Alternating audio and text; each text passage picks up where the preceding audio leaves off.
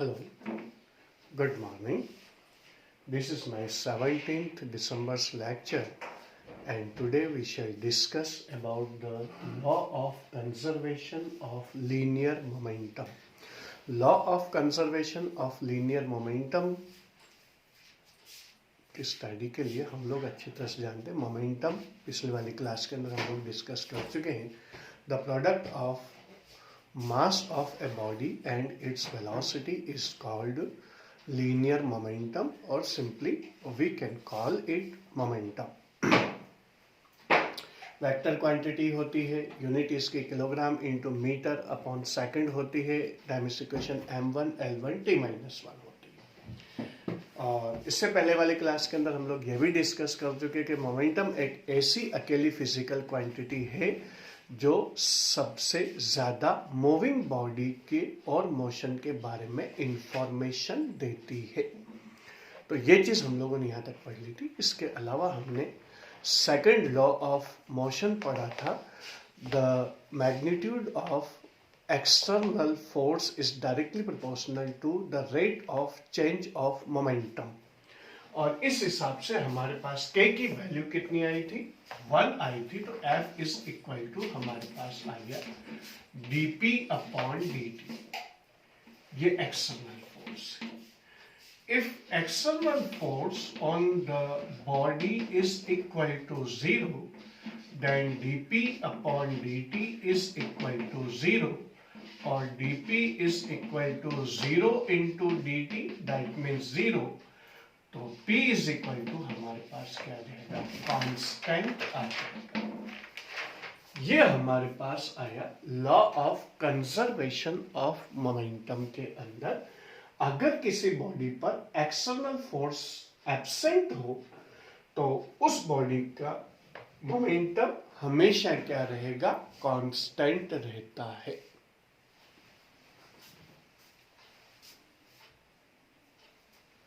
Momentum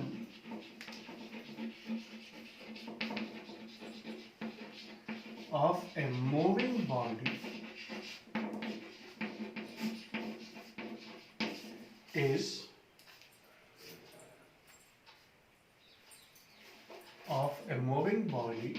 remains constant in the absence of external force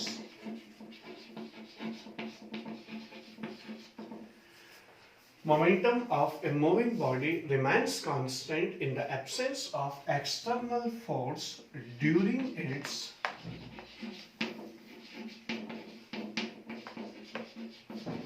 complete motion. This is called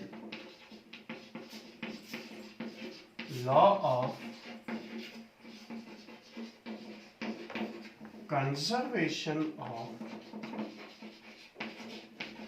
momentum. इसी को हम लोग किस नाम से जानते हैं?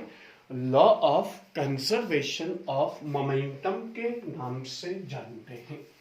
Momentum of a moving body remains constant in the absence of external force during its complete motion.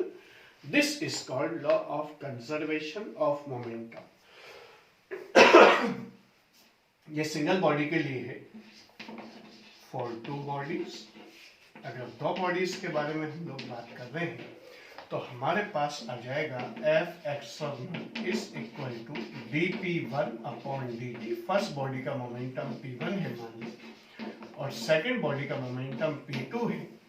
तो वही F external is equal to हमारे पास आ जाएगा d upon dt p1 plus p2. Differentiation के कैरेक्टरिस्टिक के अकॉर्डिंग हमारे पास क्या होगा कि अगर दोनों का अलग अलग है तो एक साथ हम लोग सम, और सम है तो अलग अलग सेपरेट कर सकते हैं. और इसके बाद वही F एक्सटर्नल की वैल्यू हमारे पास कितनी हो जाए? 0 हो जाए. तो ऐसी सिचुएशन के अंदर d upon dt p1 plus p2 is equal to कितना हो जाएगा, 0 हो जाएगा, और d into P1 plus P2 is equal to 0 into dt, that means 0, और P1 plus P2 is equal to कितना हो जाएगा, कांस्टेंट रहेगा। अगर दो बॉडीज है तो दोनों बॉडीज के मोमेंटम का सम हमारे पास क्या होगा, 0 होगा। यहां पर अगर मान लो इंटरनल इंटरेक्शन यानी कि ग्रेविटेशनल फोर्स और मैग्नेटिक फोर्स और इलेक्ट्रिक फोर्स की प्रेजेंस में हो सकता है कि बॉडीज के इंडिविजुअल मोमेंटम चेंज हो सकते हैं, लेकिन सम ऑफ मोमेंटम हमेशा क्या रहेगा, कांस्टेंट रहेगा। सिंगल बॉडी रहेगी तो उसके अंदर तो इंटरनल इंटरेक्शन होने का सवाल ही नहीं है, एक्सटर्नल फोर्स से होगा, उसका मोमेंटम कांस्टेंट रहेगा। लेकिन अगर दो बॉडीज है या दो से ज्यादा एन बॉडीज हो, फॉर एन बॉडीज के केस में भी यही रहेगा।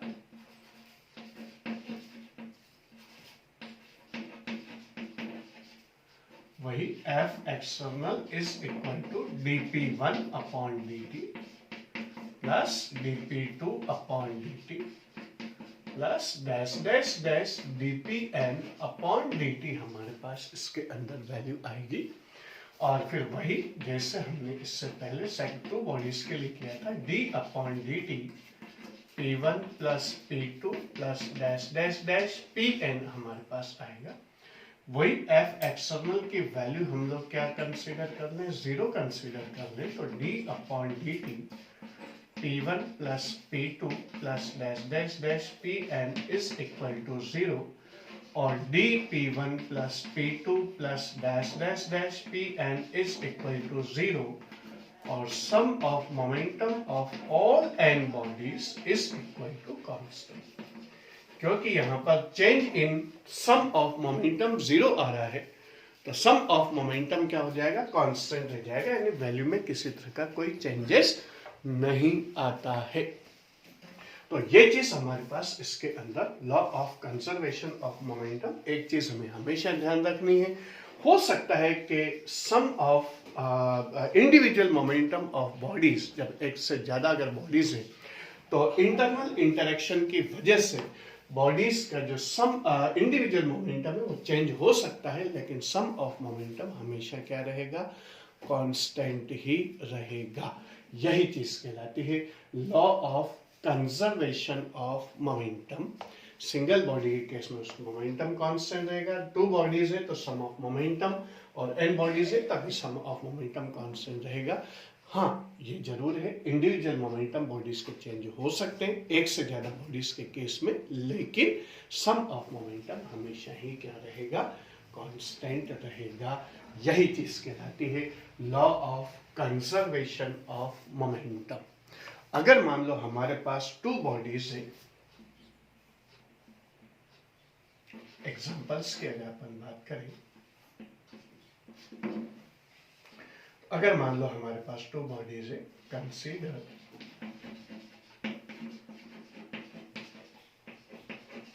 Two bodies of masses m1 m2 moving with velocities u1 u2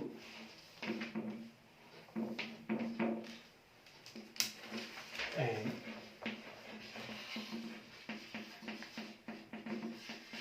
after collision velocities are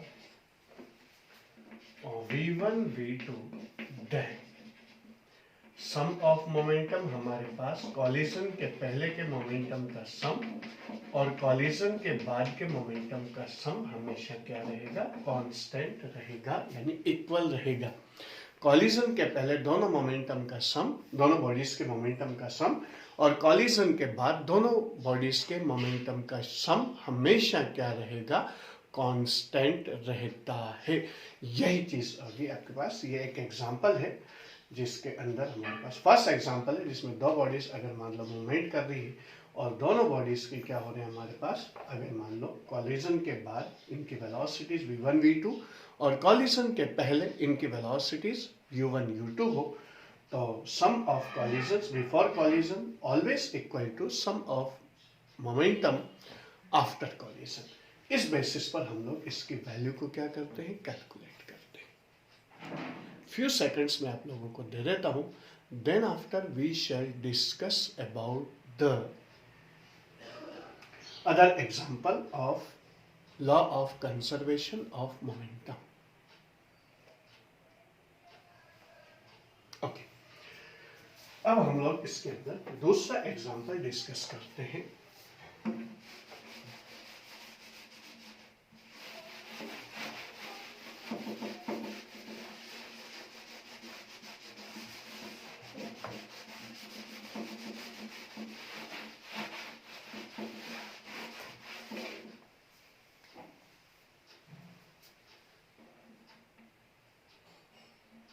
Recoil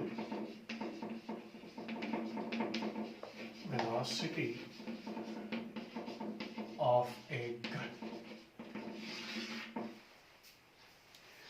जब गन से हम लोग फायर करते हैं, जब हम लोग एग्जांपल्स डिस्कस कर रहे थे थर्ड लॉ ऑफ मोशन के, Newton's third law of motion के, उसमें हमने किया था कि अगर हम लोग गन से फायर करते हैं, बुलेट आगे जाती है तो गन किधर की तरफ जाती, पीछे की तरफ आती।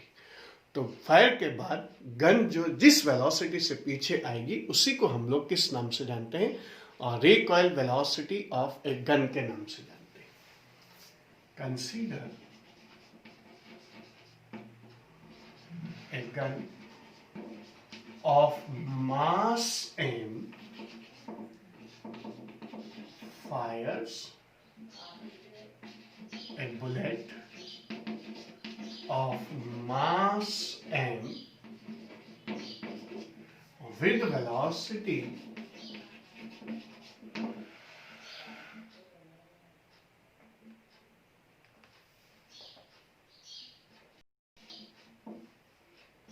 and recoil velocity of the gun is v, then from law of conservation of momentum, तो sum of momentum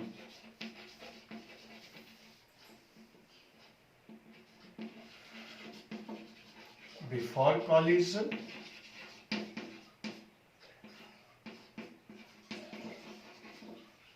is equal to sum of momentum after collision। Before collision bullet gun के अंदर रहेगी, इस वजह से हम लोग इसे m+m करते हैं। फायरिंग के पहले हमारे पास फायरिंग लिख देता हूं,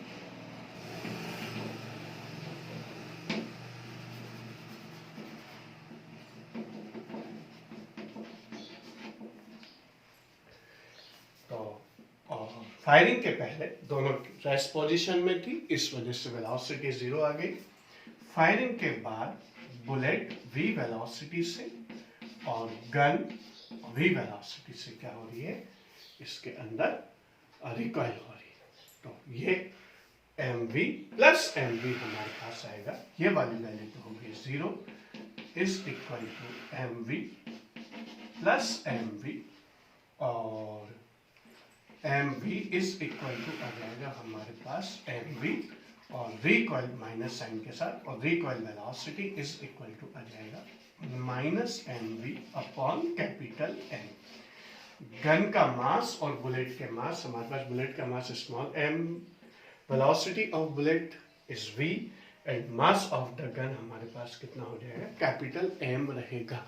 तो ये जो हमारे पास वैल्यू आई, इसी को हम लोग किस नाम से जानते हैं, और recoil velocity of the gun के नाम से जानते हैं। नेगेटिव साइन इस चीज को इंडिकेट कर रहा है कि बुलेट आगे की तरफ जाएगी और गन क्या होगी, पीछे की तरफ आएगी। तो ये चीज हमारे पास example of law of conservation of momentum का सेकंड एग्जाम्पल हुआ। ये कॉलिजन वाला फर्स्ट एग्जाम्पल और ये second example recoil velocity of a gun होगा। अब इसके बाद हमारे पास नेक्स्ट जो चीज आती है वो आएगी आपके पास कंकरेंट ऑफ फोर्सेस के नाम से। कंकरेंट फोर्सेस क्या होते हैं और इसके अंदर इक्विलिब्रियम क्या होती है, वो दोनों चीजें हम लोग इसके अंदर डिस्कस करेंगे और डिफरेंट कंडीशंस हम लोग इसके अंदर डिस्कस करने वाले हैं। ये वाली साइड आप लोगों को नोट करने के लिए फ्यू सेकंड्स में दे देता हूं।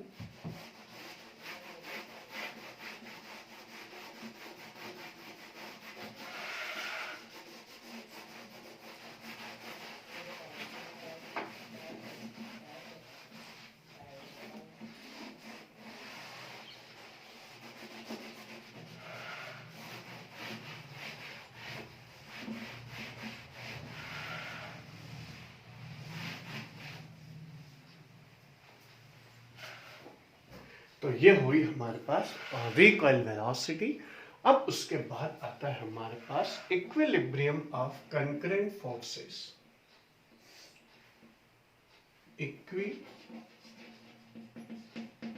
Equilibrium of concurrent forces. पहला तो हम लोग इक्विलिब्रियम का मीनिंग डिस्कस करेंगे, फिर कंकरेंट फोर्सेस के बारे में डिस्कस करेंगे और फिर इसकी कंडीशंस के बारे में डिस्कस करेंगे। तो पहली चीज आती है हमारे पास इक्विलिब्रियम।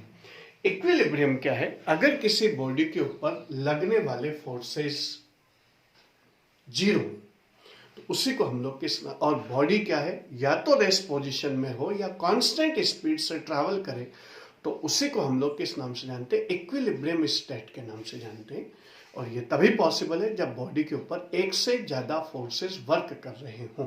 यानी बॉडी के ऊपर अगर एक से ज्यादा फोर्सेस वर्क कर रहे हों और बॉडी के ऊपर टोटल जो नेट फोर्स है उसकी वैल्यू जीरो हो, तो बॉडी या तो रेस्ट पोजीशन के अंदर रहेगी या कांस्टेंट स्पीड से ट्रैवल करेगी। तो यही चीज कहलाती है हमारे पास इक्विलिब्रियम स्टेट। अगर कोई बॉडी रेस्ट पोजीशन में हो, फोर्स लगने के बाद भी, या कांस्टेंट स्पीड से ट्रैवल कर रही हो, तो इसका मतलब यह हुआ कि उस बॉडी पर लगने वाले फोर्सेस का सम क्या होगा? जीरो होगा। यानी बॉडी किसके अंदर रहेगी? इक्विलिब्रियम स्टेट के अंदर रहेगी। उसमें किसी भी तरह का कोई एक्सीलरेशन प्रोड्यूस नहीं होगा। दूसरी चीज हमारे पास इसके अंदर आती है इक्विलिब्रियम फोर्स। कंकरेंट फोर्सेस क्या होते हैं? अगर एक पॉइंट पर या एक सिंगल बॉडी पर एक से ज्यादा फोर्सेस अगर वर्क कर रहे हो तो उन फोर्सेस को हम लोग किस नाम से जानते हैं? कंकरेंट फोर्सेस के नाम से जानते हैं। दोनों मीनिंग मुझे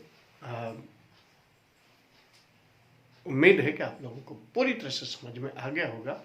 इक्विलिब्रियम, अगर किसी बॉडी, कंकरेंट फोर्सेस अगर किसी एक सिंगल बॉडी पर एक से ज्यादा फोर्सेस वर्क कर रहे हो तो वो फोर्सेस क्या कहलाएंगे? कंकरेंट फोर्सेस कहलाएंगे। और दूसरी चीज हमारे पास इसके अंदर, अगर किसी बॉडी के ऊपर दो या दो से ज्यादा फोर्सेस वर्क कर रहे हो तो ऐसी सिचुएशन के अंदर, और अगर इसके बावजूद, फोर्स लगने के बावजूद भी बॉडी या तो रेस्ट पोजीशन में हो या कांस्टेंट स्पीड से चल रही हो, यानी उसका एक्सेलरेशन जीरो हो, तो फोर्स बॉडी पर लगने वाले फोर्सेस का सम क्या होगा? जीरो होगा। और बॉडी किस में कहलाएगी? इक्विलिब्रियम स्टेट के अंदर कहलाएगी। किसी भी बॉडी के इक्विलिब्रियम स्टेट में होने के लिए कम से कम कितने फोर्सेस चाहिए? टू फोर्सेस चाहिए जो एक ही लाइन के अलोंग लग रहे हों। तो यहां पर अगर मान लो हमारे पास minimum number of forces required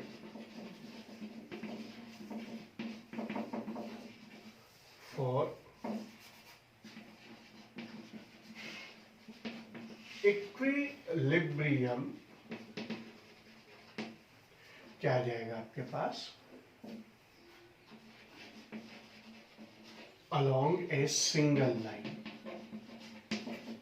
एक ही लाइन के अलोंग लगना चाहिए तो ऐसी सिचुएशन के अंदर आपके पास क्या होगा, मान लो ये बॉडी है, एक लाइन के अलोंग का मतलब एक इधर लगे एक इधर लगे, दोनों फोर्सेस के लगने के बावजूद अगर ये बॉडी या तो रेस्ट पोजीशन में हो या कांस्टेंट स्पीड से ट्रैवल कर रही हो, तो ऐसी सिचुएशन में हमारे पास कितना आ जाएगा, F1 plus F2 is equal to mass of body m, F is equal to ma वाले फॉर्मूले से।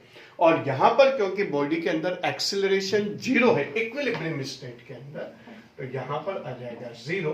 ये क्यों हुआ, क्योंकि एक्सेलरेशन जीरो है एट इक्विलिब्रियम।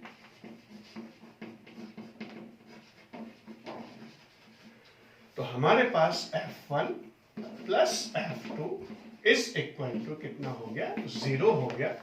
यानी F1 इज इक्वल टू हमारे पास आ जाएगा माइनस F2। यानी दोनों फोर्सेस क्या होंगे, इक्वल इन मैग्नीट्यूड और अपोजिट इन डायरेक्शन होगा। अगर मान लो कोई भी बॉडी के ऊपर एक ही लाइन के अलोंग, अगर मान लो अलोंग ए सिंगल लाइन में लिख देता हूं, एक सिंगल लाइन पर हमारे पास अगर दो फोर्सेस, कम से कम दो फोर्सेस हमें चाहिए, सिंगल बॉडी पर एक ही लाइन पर अगर लग रहे हो, तो ऐसी सिचुएशन के अंदर बॉडी अगर इक्विलिब्रियम में हो तो दोनों फोर्सेस इक्वल इन मैग्नीट्यूड और opposite in direction. Forces are equal in magnitude and opposite in direction.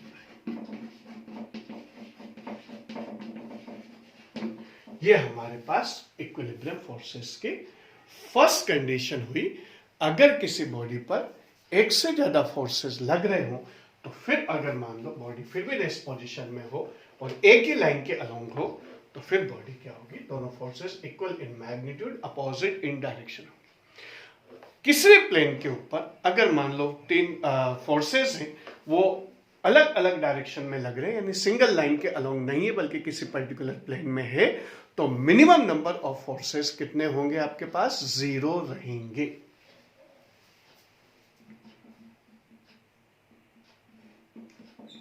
If forces are not along a straight line, अगर फोर्सेस स्ट्रेट लाइन में नहीं हो but acts in a single plane, then minimum three forces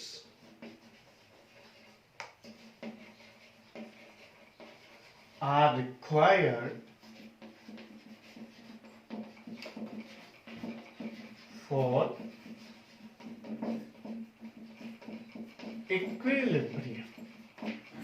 अगर मान लो forces एक line के along नहीं है लेकिन एक ही प्लेन में सिचुएट है, तो फिर हमें मिनिमम कितने फोर्स चाहिए, थ्री फोर्सेस चाहिए, जो जिससे इक्विलिब्रियम प्रोड्यूस हो। पार्टिकल या तो रेस्ट पोजीशन में हो या कांस्टेंट स्पीड से चल रहे हो, यानी एक्सेलरेशन उसका क्या हो, जीरो हो। कुछ सेकंड्स में आप लोगों को नोट करने के लिए दे देता हूं, then after we shall move to next part and its remaining part.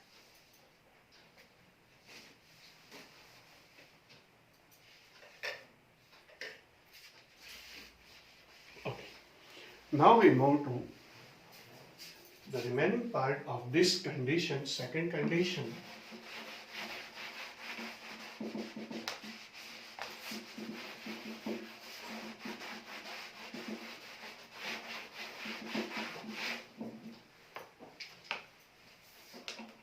तो हमारे पास मिनिमम अगर एक लाइन में नहीं हो लेकिन सारे फोर्सेस एक ही प्लेन के अंदर सिचुएट है, एक्स वाई प्लेन हो, वाई जेड प्लेन हो, जेड एक्स प्लेन हो, तो ऐसी सिचुएशन के अंदर हमारे पास क्या आएगा, हमारे पास रहेगा F1 plus F2 plus F3, तीन फोर्सेस लगे और वही मास ऑफ बॉडी m है और एक्सेलरेशन उसका क्या होगा, जीरो होगा। That means A is equal to 0 at equilibrium. और इक्विलिब्रियम में बता चुका हूं आप लोगों को, अगर बॉडी कांस्टेंट स्पीड से ट्रैवल करे या रेस्ट पोजीशन में रहे, वही इक्विलिब्रियम रहेगा। तो हमारे पास आ जाएगा आपके पास F1 plus F2 plus F3 is equal to 0, और F1 plus F2 is equal to आ जाएगा माइनस F3। ये हमारे पास इक्विलिब्रियम की कंडीशन होगी कि किन्हीं भी दो फोर्सेस का वेक्टर सम थर्ड फोर्स के मैग्नीट्यूड के इक्वल और डायरेक्शन क्या रहेगी, उसकी अपोजिट रहेगी। और अगर मान लो इसके अंदर अगर वेक्टर लॉस के हिसाब से अगर अपन देखें, तो अगर मान लो तीनों वेक्टर्स, तीनों फोर्सेस या फोर्स वेक्टर्स अपने मैग्नीट्यूड और डायरेक्शन से एक ट्राइंगल को फॉर्म करते हैं, जरूरी नहीं परपेंडिकुलर ही हो, एक ट्राइंगल को फॉर्म करते हैं F1, F2 और थर्ड वाला आपके पास ये वाली चीज आ जाए F3। ये तीनों एक क्लोज फिगर यानी एक क्लोज ट्राइंगल को फॉर्म करें, तो हमारे पास F1 plus F2 plus F3 is equal to कितना हो जाएगा, 0 हो जाएगा। क्योंकि इसके अकॉर्डिंग हमारे पास अकॉर्डिंग टू ट्राइंगुलर लॉ, अगर दो आपके पास कंसेक्यूटिव वेक्टर्स हैं, तो कंसेक्यूटिव वेक्टर्स होने पर क्या हो जाएगा आपके पास, वही F1 plus F2 is equal to कितना आ जाएगा, जो थर्ड और क्लोजिंग साइड है उसके मैग्नीट्यूड के इक्वल रहेगा, वेक्टर सम के इक्वल रहेगा, और डायरेक्शन अपोजिट होगी। अपोजिट होगी तो ये कौन सा साइन लगा देंगे हम लोग, माइनस साइन लगा देंगे। क्योंकि ट्राइंगुलर लॉ के अंदर हम लोग जो थर्ड वेक्टर की डायरेक्शन लेते हैं वो अपोजिट टू द मैनर लेते हैं। यहां पर हमारे पास इस डायरेक्शन में आ रही तो माइनस F3, और आप लोग समझ सकते हैं F1 plus F2 plus F3 is equal to कितना आ जाएगा आपके पास, 0 आ जाएगा। तो ये चीज हमारे पास इसके अंदर रहती है। तो ये हो गया हमारे पास law of equilibrium of concurrent forces का सेकंड केस। ये फर्स्ट केस था एक ही लाइन वाला, ये सेकंड केस है एक प्लेन वाला। और अब इसके अंदर अगर मान लो आपके पास 3 डायमेंशनल फोर्सेस है, तो फिर इसके अंदर हमारे पास 3 से ज्यादा फोर्सेस चाहिए। वो 4 भी हो सकता है, 5, 6, 7, 8, 9, 10, कितने भी फोर्सेस वो हो सकते हैं। मिनिमम नंबर ऑफ फोर्सेस 4 होंगे जो रेक्टेंगल इसके अंदर कोई भी एक क्वाड्रिलेटरल फॉर्म करेंगे। 5 होंगे तो पेंटागन, 6 होंगे हेक्सागन, 7 होंगे हेप्टागन, 8 होंगे ऑक्टागन, या इस तरह से कोई भी एक क्लोज फिगर फॉर्म कर देते हैं। फॉर 3 डायमेंशनल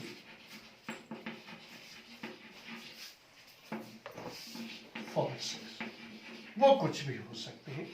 फोर्स 3 से ज्यादा होंगे, F1 plus F2 plus dash dash dash Fn is equal to वही m इंटू एक्सिलरेशन 0 इक्विलिब्रियम के लिए, और F1 plus F2 plus dash dash dash Fn is equal to 0। और ये कोई भी हमारे पास पॉलीगन बन सकता है, वो क्वाड्रिलेटरल भी हो सकता है, पेंटागन, हेक्सागन, हेप्टागन, कोई भी वैल्यू इसके अंदर आ सकती है हमारे पास। तो ये हमारे पास मैं इसके अंदर एक ऑक्टागन बना देता हूं।